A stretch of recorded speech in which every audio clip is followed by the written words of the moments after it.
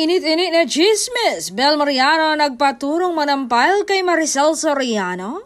Dream pala ni Bel Mariano na makagawa rin ang iconic bida kontra bida role ni Maricel Soriano. Inamin ito ni Bel kay Maricel nang magkwentuhan ng dalawa para sa vlog ng Diamond Star. Bet ni Bel na gumawa ng ganitong role na hahamon sa kanyang acting skills. Naniwala naman si Maria na makakagawa rin si Bel ng ganoong role. At doon nga nakakuha ng pagkakataon si Bel at nag-request at nagpaturo siya sa premiadong aktres kung paano manampal. Siyempre, natuwa naman si Maria dahil hangang-hanga pala sa kanya si Bel.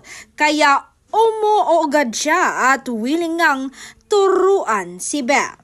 Bet din nilang dalawa na sana'y magkasama sila sa gagawing bida kontra bida role project ni Bel.